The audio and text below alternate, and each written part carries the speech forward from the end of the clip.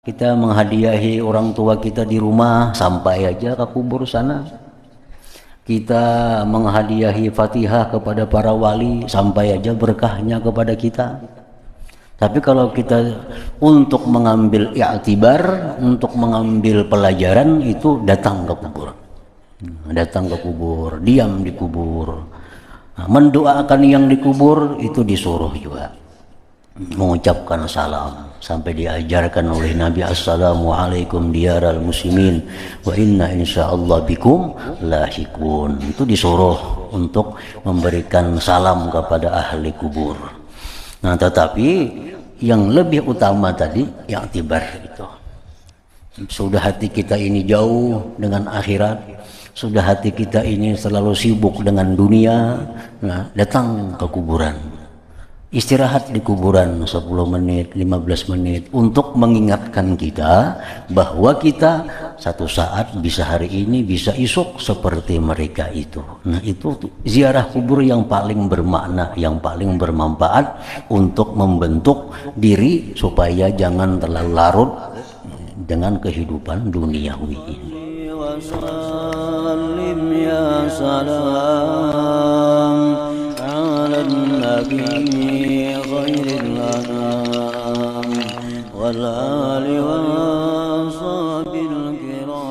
Bismillahirrahmanirrahim. Alhamdulillahirabbil alamin.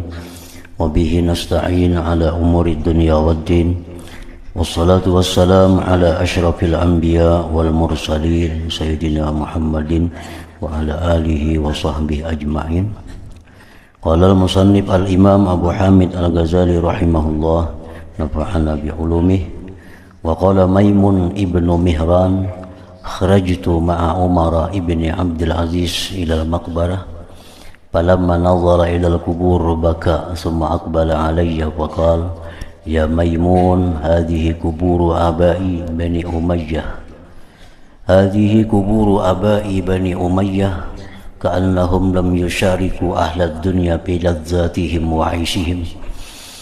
Ama tarahum sar'a qad halat bihimul masulat wastahkama bihimul bila wa asabatil hawa makilan bi abdanihim. Thumma baka wa qala wallahi ma a'lamu ahada an'ama mimman sara ila hadhil qubur wa qad amina min azabillah. Wa qala Thabit al-Bunani, dakhaltul maqabira falamma qasadtul khuruja minha fa idza bi sawti qailin yaqul ya Thabit la yaghurrannaka samutu ahliha, la yaghurrannaka samutu ahliha fa kam min nafsin magmumatin fiha. Wa yurwa anna Fatimata bintal Husain nazarat ila janazati zawjiha al-Hasan ibn al-Hasan faghattat wajhaha wa qalat wa kanu raja'an thumma amsaw raziyatan laqad azumat tilkar razaya wa jallat.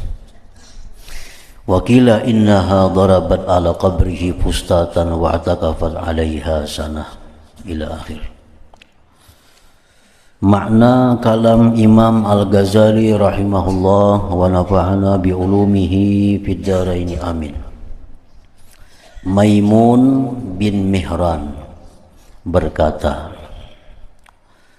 aku keluar bersama Umar bin Abdul Aziz ke kuburan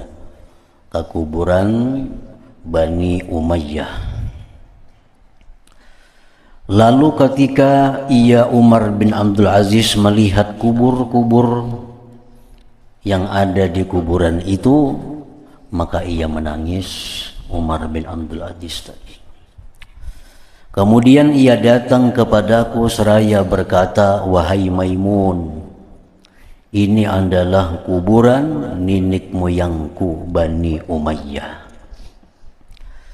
Seolah-olah mereka tidak bersekutu dengan penduduk dunia dalam kelezatan dan kehidupan mereka. Artinya seolah-olah mereka tidak pernah senang dalam hidup mereka. Seolah-olah mereka tidak pernah bahagia dalam hidup mereka. Apakah kamu tidak melihat mereka telah jatuh, yang mana pembalasan telah bertempat dengan mereka, dan kebusukan-kebusukan telah kukuh pada mereka, dan binatang-binatang kecil, ulat-ulat telah menimpakan kebinasaan atas tubuh mereka. Kemudian Umar bin Abdul Aziz menangis dan berkata, demi Allah, aku tidak mengetahui seseorang yang lebih nikmat daripada orang yang telah kembali ke kuburan ini dan ia telah aman dari azab Allah Subhanahu wa ta'ala. Jadi ujar Umar bin Abdul Aziz bahwa tidak ada seseorang yang paling nikmat, tidak ada seseorang yang paling nyaman daripada orang yang kembali ke kuburan dalam keadaan aman dari azab Allah. Artinya orang yang masuk kubur aman dari azab kubur, itulah orang yang paling nikmat, itulah orang yang paling bahagia. Sabit Al-Bunani berkata, saya masuk ke kuburan, maka manakala saya hendak keluar daripadanya kubur, maka tiba-tiba ada suara yang berkata, yang mengatakan, wahai Sabit, janganlah kamu tertipu oleh diamnya penghuni kuburan. Jangan tertipu dengan sunyinya pekuburan itu. Maka banyak jiwa yang bersedih hati di dalamnya. Jadi kubur-kubur itu kelihatannya tenang, kubur itu kelihatannya sunyi, padahal di dalamnya itu macam-macam. Sangat banyak mereka-mereka yang disiksa, mereka yang diazab di alam kubur itu. Nah, jadi ini ziarah kubur dengan demikian sesuai dengan yang diperintahkan oleh Nabi kita. Pazuruha, ziarahlah kalian ke kuburan. Nabi menyuruh kita ziarah kubur. Kenapa Nabi menyuruh ziarah kubur? Fa innaha tuzakkirukumul akhirah. Karena kubur-kubur itu, ujar Nabi, mengingatkan kamu akan akhirat. Jadi intinya kita ziarah kubur itu untuk mengambil i'tibar. Ziarah kubur itu intinya untuk mengambil pelajaran bahwa kita satu saat akan seperti mereka itu. Nah, itu kenapa ziarah kubur itu disuruh, untuk menyadarkan kita, mengingatkan kita. Nah, selama ini kita ziarah kubur itu kada demikian, kada sesuai dengan apa yang diperintah oleh Rasulullah Sallallahu Alaihi Wasallam itu. Ada orang ke kuburan untuk menunaikan nazar. Ada orang bernazar, kena bila aku ini, bila aku itu nak ziarah ke Kalampayan. Ada bila ini, bila itu nak ziarah ke kubur Wali Sungu. Nah, itu bukan tujuan utama daripada ziarah kubur. Ada orang ziarah kubur hendak dapat berkah nang diziarahi. Ziarah ke kubur wali-wali supaya dapat berkah dari mereka. Ada orang ziarah kubur untuk memberikan syafaat kepada yang diziarahi. Ziarah ke kubur kuitan kita, ziarah kubur ke orang tua kita, kita baca Yasin supaya yang dikubur dapat berkahnya, dapat rahmatnya. Itu macam-macam tujuan ziarah kubur. Tapi yang dari Nabi yang jelas, Nabi kita memerintahkan kita ziarah kubur itu bukan untuk hal-hal tadi. Nabi secara tegas menyatakan, pazuruha, ziarahlah kalian ke kubur, fa innaha tuzakkirukum ala akhirah, karena kubur itu mengingatkan kepada kamu ke akhirat. Itu intinya Nabi menyuruh ziarah kubur, bukan untuk mengambil berkah, bukan untuk memberikan syafaat. Kita menghadiahi orang tua kita di rumah, sampai aja ke kubur sana. Kita menghadiahi Fatihah kepada para wali, sampai aja berkahnya kepada kita. Tapi kalau kita untuk mengambil i'tibar, untuk mengambil pelajaran, itu datang ke kubur. Datang ke kubur, diam di kubur, mendoakan yang dikubur, itu disuruh juga mengucapkan salam, sampai diajarkan oleh Nabi, assalamualaikum diyaral muslimin wa inna insyaallah bikum lahikun. Itu disuruh untuk memberikan salam kepada ahli kubur. Nah, tetapi yang lebih utama tadi i'tibar itu. Sudah hati kita ini jauh dengan akhirat, sudah hati kita ini selalu sibuk dengan dunia, nah datang ke kuburan, istirahat di kuburan 10 menit, 15 menit untuk mengingatkan kita bahwa kita satu saat bisa hari ini, bisa esok seperti mereka itu. Nah, itu ziarah kubur yang paling bermakna, yang paling bermanfaat untuk membentuk diri supaya jangan terlalu larut dengan kehidupan duniawi ini. Umar bin Abdul Aziz ziarah kubur bukan untuk membaca Fatihah di kubur, bukan membaca Yasin di kubur, tapi beliau ke kubur mengambil pelajaran, mengambil i'tibar.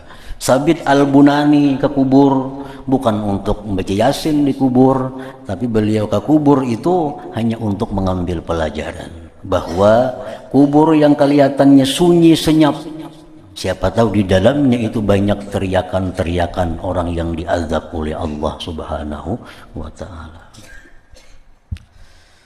Diriwayatkan bahwa Fatimah bintil Husain,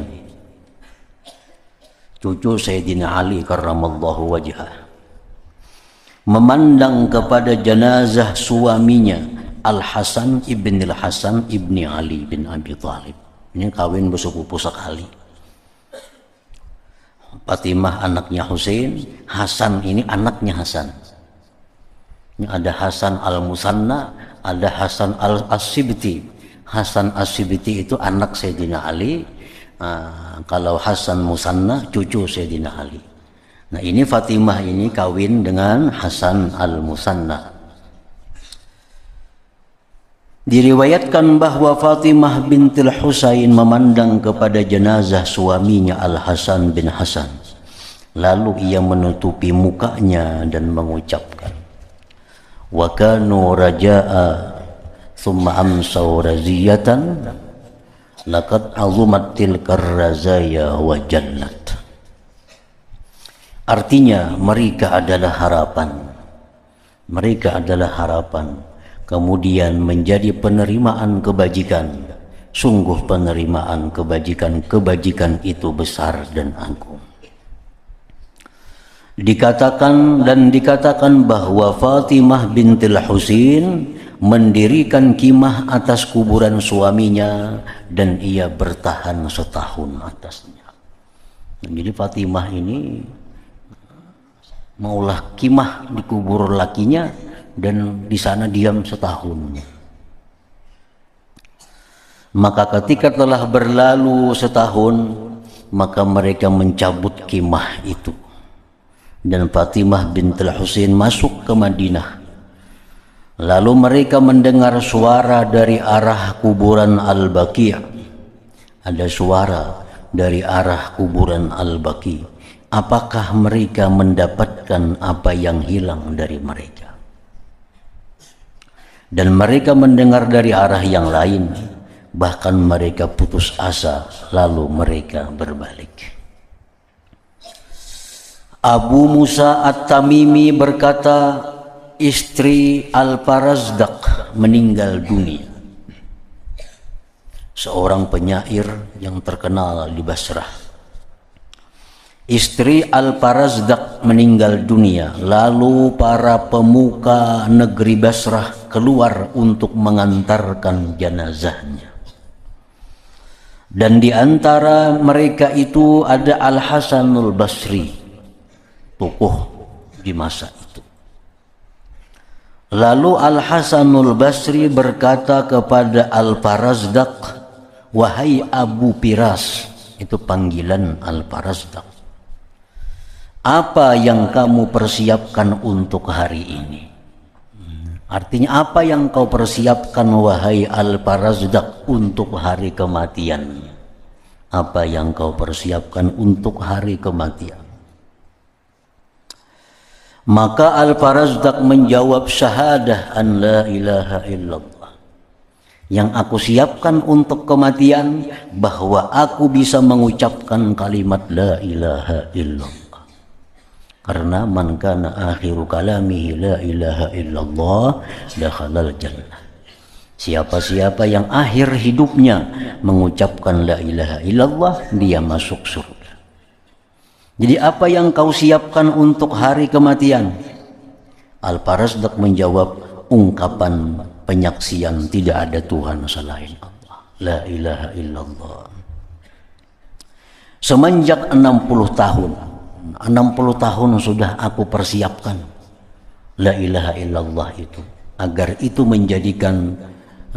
menjadi akhir hayat hidupku. Ketika istrinya dikebumikan, maka Al-Farazdaq berdiri di atas kuburan istrinya seraya mengatakan syair, akhafu wara'al qabri illam tu'afini ashadda minal qabri iltihaban wa adyaqa. Idza ja'ani yaumal qiyamati qaidun 'anifun wa sawwakun yasuqul farazdaqa. Laqad khaba min auladi adama man masya ila an-nari maglulal qiladati azraqa.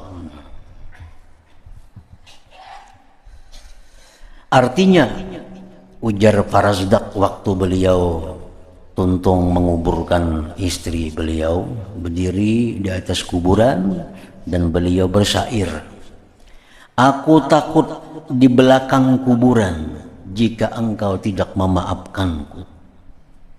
Lebih bersangatan, artinya kubur itu sudah kutakuti, tapi ada yang lebih kutakuti dari kubur itu. Apa yang ditakuti lebih dari kubur? Menyala daripada kuburan dan lebih sempit. Nang kutakuti kena kubur itu bisa menyala dengan api dan menyempit sehingga menghimpit tubuh.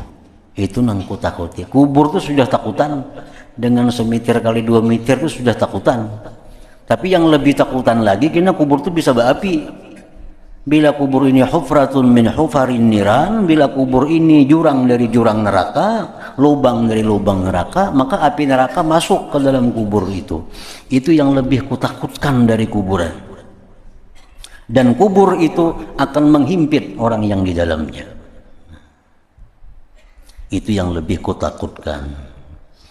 Apabila datang kepadaku pada hari kiamat seorang panglima yang keras dan seorang penggiring yang menggiring Farazdaq, sungguh rugi dari anak-anak Adam orang yang berjalan ke neraka dengan terbelenggu dengan rantai berwarna biru.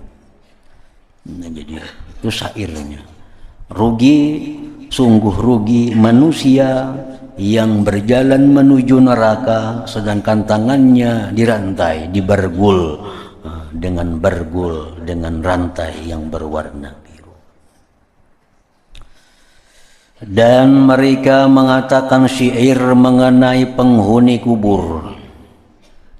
Kif bil kuburi wa kul ala sahatiha man minkumul magmuru bi zulumatiha wa manil mukarramu minkum fi ka'riha qad zaka burdal amni min raw'atiha amma as-sukunu lidil uyuni fawahidun la yastabinul fadlu fi darajatiha law jawabuka la akhbaruka bi alsunin tasiful haqaika ba'du min halatiha ammal muti'u panazilun fi rawdatin yubdi ila ma sya'a min dawhatiha wal mujrimu tagi biha mutaqallibu fi hupratin ya'wi ila hayyatiha wa aqaribu tas'a ilaihi faruhuhu fi shiddati ta'zibi min ladawatiha. Artinya, berhentilah di kuburan, berdiamlah di kuburan, memandak di kuburan, dan katakanlah di atas halaman kuburan itu, siapakah di antara kamu yang dikenang, yang dikenangi, yang diingat dalam kegelapannya, yang digenangi dalam kegelapan? Siapakah di antara kamu yang digenangi dalam kegelapan? Dan siapakah yang diberi karunia di antara kamu dalam tempat dasarnya? Ia, orang yang diberi karunia tadi, merasakan dinginnya keamanan dari ketakutan. Adapun ketenangan bagi orang yang mempunyai mata adalah satu, tidak jelas kelebihan dalam derajatnya. Nah, seandainya mereka yang di dalam kubur itu memberi jawaban kepadamu, niscaya mereka mengkhabarkan kepadamu dengan lisan-lisan yang mensifatkan hakikat-hakikat sesudahnya dari keadaan-keadaannya. Adapun orang yang taat, maka ia bertempat di sebuah taman. Ia mencapai kepada apa yang ia kehendaki dari pohon-pohon yang besar. Orang yang berdosa, yang durhaka, di kuburan berbulak-balik. Dalam lubang ia bertempat di samping ular-ularnya, kala jingking berjalan kepadanya. Maka rohnya dalam sangat penyiksaan dari sengatan-sengatannya ular dan kala. Daud At-Tai melewati seorang perempuan yang menangis di atas kuburan, dan ia mengatakan, perempuan ini kematian anak, dikubur anaknya. Setelah dikubur anaknya, lalu perempuan ini menangis di atas kubur anaknya. Dan perempuan tadi berkata, adimtal hayata wala niltaha idza kunta fil qabri kad alhaduka fakaifa azuqu li ta'mil kara wa kunta biyumnaka qad wasaduka. Ujar perempuan tadi, engkau wahai anakku telah kehilangan kehidupan dan engkau tidak memperolehnya lagi. Sudah dikubur, itu kehidupan dunia hilang dan kada akan kembali. Apabila kamu dalam kuburan, mereka telah memasukkanmu ke lahat, maka bagaimana aku merasakan rasa ngantuk? Bagaimana aku bisa guring? Bagaimana aku bisa tidur? Sedangkan engkau di sebelah kanan mereka telah menjadikan engkau bantal. Artinya, bagaimana aku bisa mengantuk? Bagaimana aku bisa tidur? Sedangkan bagian kanan tubuh engkau disandarkan ke tanah kuburan lahat itu. Kemudian perempuan itu berkata, wahai anakku, dengan pipimu yang mana ulat mulai memakan pipimu? Maka Daud At-Tai berteriak keras di tempatnya dan ia jatuh pingsan mendengar ungkapan si perempuan tadi. Malik bin Dinar berkata, saya melewati kuburan lalu saya mengatakan syair, ataitul kubura fanadaituha fa ainal mu'azzamu wal muhtaqar wa ainal mudillu bi sultanihi wa ainal muzakki idza mabtakhar. Artinya, aku mendatangi kuburan lalu aku menyeru kepadanya, manakah orang yang dipandang besar dan orang yang dipandang hina? Manakah orang yang menunjukkan dengan kekuasaannya dan manakah orang yang membersihkan apabila ia sungguh? Malik bin Dinar berkata, lalu aku dipanggil dari tengah-tengah kuburan itu. Aku mendengar suara dan tidak melihat orangnya. Nah, ia berkata, tafanau jami'an fama mukhbirun wa matu jami'an wa matal khabar.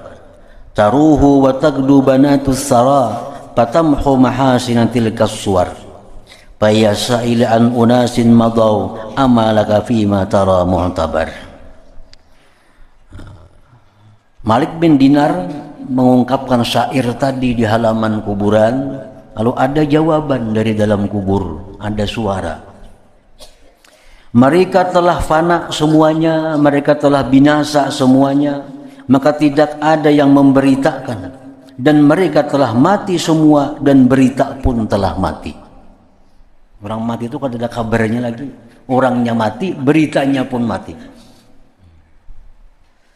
Pergi sore hari dan pagi hari putri-putri bumi, artinya perempuan-perempuan bumi bulak-balik pagi sore, maka menghapus kebagusannya bentuk-bentuk itu. Maka wahai orang yang bertanya kepadaku tentang manusia yang telah berlalu, tidakkah bagimu pada apa yang kamu lihat itu menjadi i'tibar? Malik bin Dinar berkata, maka aku kembali dan aku menangis. Nah, ini contoh-contoh bahwa mereka itu ke kuburan samuaan. Kada ada kisah ke kuburan mereka membaca Yasin, kada ada kisah mereka ke kuburan itu membaca betahlil, kada ada riwayat ke kuburan itu mereka membaca Al-Quran. Nah, tapi di sini dikisahkan bahwa mereka itu ke kubur-kubur hanya untuk mengambil i'tibar, untuk mengambil pelajaran untuk diri mereka. Bait-bait syair yang didapatkan tertulis di atas kubur, didapatkan tertulis di atas kubur, tunaji ka ajdasun wa hunna samutu wa sukanuha tahta turabi khafauta aya jami'ad dunya li ghairi balaghi liman tajma'ud dunya wa anta tamutu. Artinya, bermunajat kepadamu kuburan, kuburan, dan mereka itu diam. Kuburan-kuburan itu sebenarnya memandiri kita. Kalau kita ke kuburan, kelihatannya kuburan itu diam, padahal mereka itu berbisik dengan kita. Dan penghuninya di bawah tanah engkau sembunyikan. Apa bisik-bisik kubur kepada kita kalau kita ziarah ke kubur? Apa bisikan kuburan kalau kita ziarah ke kubur? Ujar kubur membisiki kita, wahai orang yang mengumpulkan dunia untuk selain kecukupannya, untuk siapa engkau mengumpulkan dunia sedangkan engkau akan mati? Nah, itu bisikan-bisikan kubur kepada orang-orang yang datang ke kubur itu.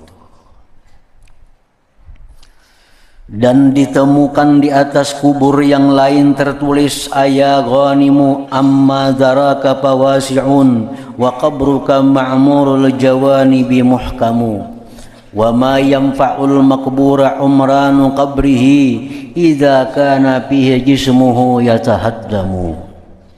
Artinya, wahai ghanim, adapun halamanmu maka itu luas, dan kuburanmu dibangun sudut-sudutnya lagi kukuh, dan tidak berguna bagi yang dikubur bangunan pekuburanmu, tidak berguna bagi yang dikubur bangunan kuburannya.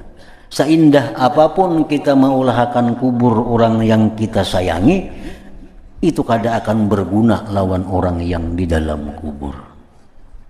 Dipasang keramik, dipasang marmer, diberi atap nang bagus, nang indah, kalau perlu dipagar dengan pagar emas, itu kada akan ada faidah bagi yang di dalam kubur, kada ada manfaat sedikit pun bagi yang dalam kubur. Apabila dalam kuburannya badannya hancur luluh.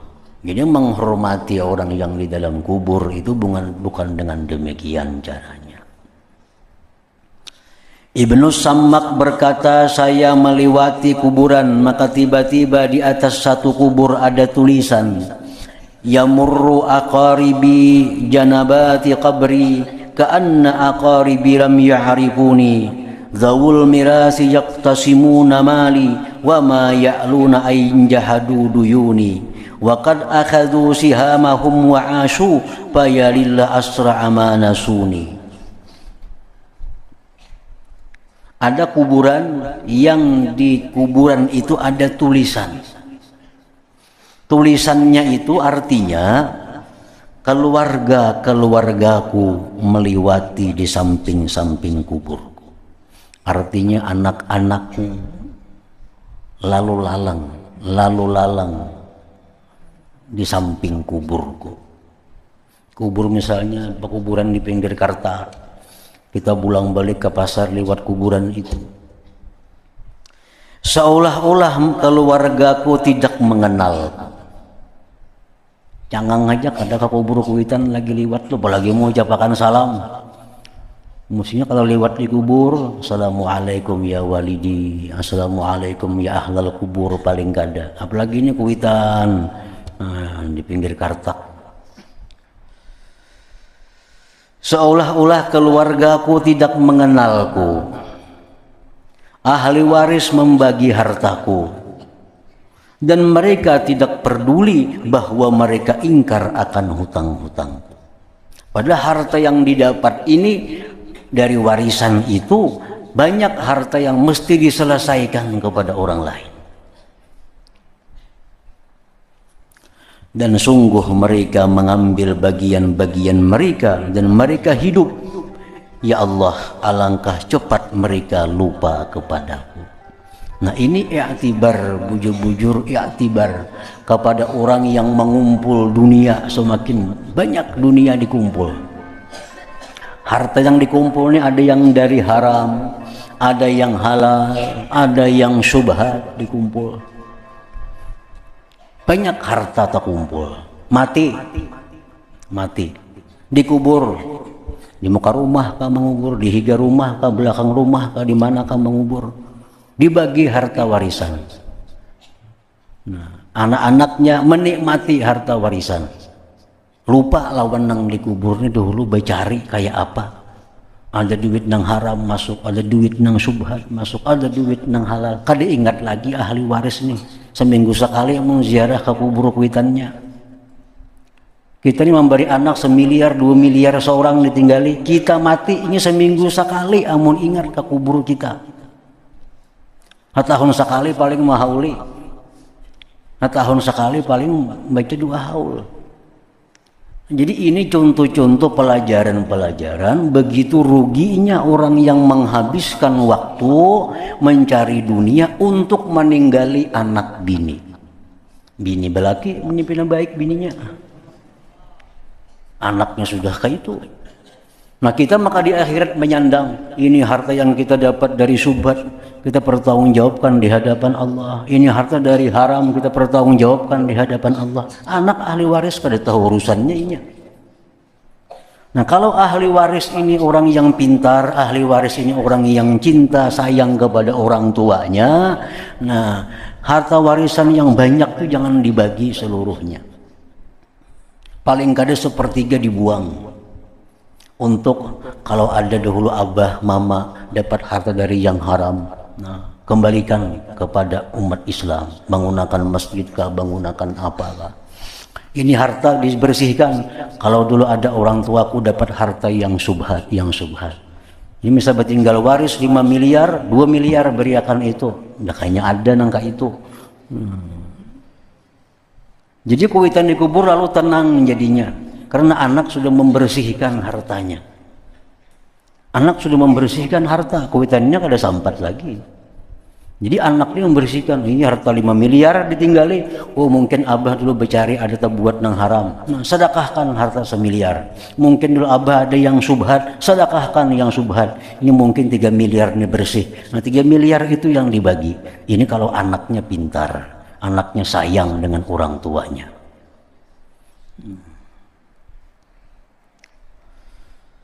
Nah keluargaku melewati di samping-samping kuburku, seolah-olah keluargaku tidak mengenalku. Kayak kali ingat lagi lawan aku. Ahli waris membagi hartaku dan mereka tidak peduli bahwa mereka ingkar akan hutang-hutangku. Ini pada hutang banyak padahal. Harta yang didapat dari yang haram itu hutang. Harta yang didapat dari subhat itu hutang. Mestinya anak ini melunasi hutang-hutang itu dengan cara yang demikian tadi. Dan sungguh mereka mengambil bagian-bagian mereka dan mereka hidup. Ya Allah, alangkah cepat mereka lupa kepadaku.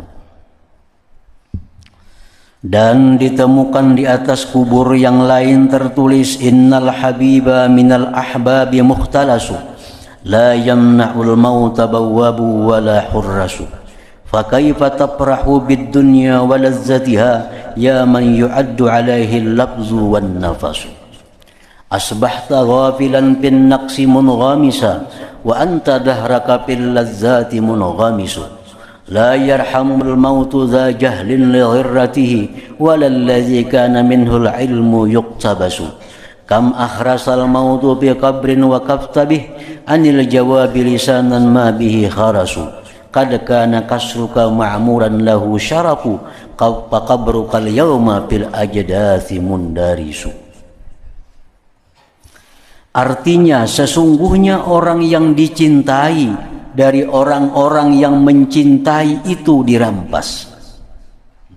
Kita sayang dengan anak kita sayang dengan kita, dirampas Allah dengan salah satunya dimatikan oleh Allah. Tidaklah kematian itu bisa dicegah oleh penjaga pintu dan pengawal. Kata kau dihalang-halangi. Maka bagaimana kamu bergembira dengan dunia dan kelezatan-kelezatannya, wahai orang yang dihitung atasnya perkataan dan napas-napasnya. Kan dihitung di akhirat kita berapa umur, dihitung. Jadilah kamu wahai orang yang lalai tenggelam dalam kekurangan, dan kamu pada masamu tenggelam dalam kelezatan-kelezatan. Kematian tidak mengasihi orang yang bodoh karena tertipunya. Kematian itu ada tahu orang bodoh tetap. Dan juga tidak mengasihi orang yang diambil ilmu daripadanya. Kematian siapapun didatanginya, baik orang bodoh atau orang yang alim. Banyak kematian itu membisukkan pada kuburan yang kamu berdiri padanya. Dari jawaban dengan lisan sedang ia tidak bisu. Nah, kuburan-kuburan itu seolah-olah dia bisu, padahal tidak bisu. Sungguh istanamu dibangun lagi mempunyai kemuliaan, maka kuburanmu hari ini hilang dalam kuburan-kuburan. Nang kasihan tuh orang nang beisi istana, nang kasihan tuh orang nang beisi rumah yang mewah.